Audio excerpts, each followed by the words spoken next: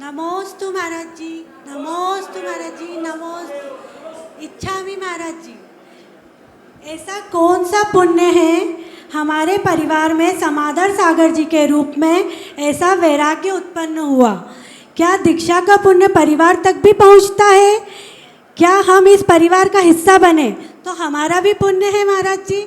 और आपको first time दीक्षा देके कैसा लग रहा है? नमस्ते महाराज जी। देखो, आपने पूछा ऐसा कौन सा पुण्य है कि इनके अंदर वैराग्य के अंकुर हुए। 4 सवाल आपने एक साथ पूछे। महाराज जी आपने बोला एक ही पूछना इसलिए। हाँ, इसीलिए तो।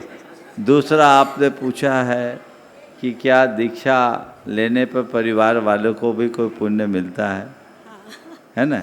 और हम इस परिवार का हिस्सा बने तो हमारा भी पुण्य है क्या? और चौथा आपने पूछ लिया कि आपको दीक्षा देने में कैसा लग रहा है।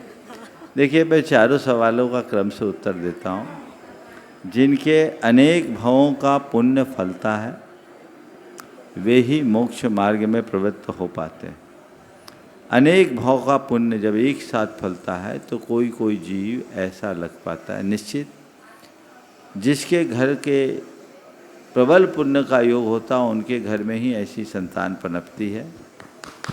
आपके घर का गोनू, गोनू ही नाम था ना महाराज जी, आपके घर का गोनू आज सबके समादर का पात्र बन गया है, गुरुदेव की कृपा से।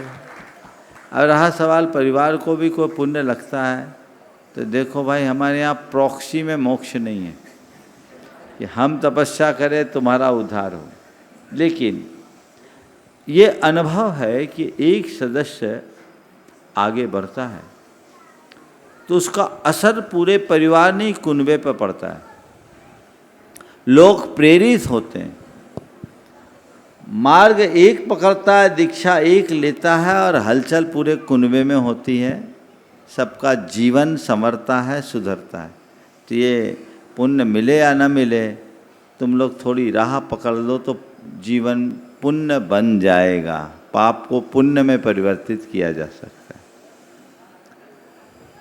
तो इसका हिस्सा तो आपके हिस्से आएगा ही।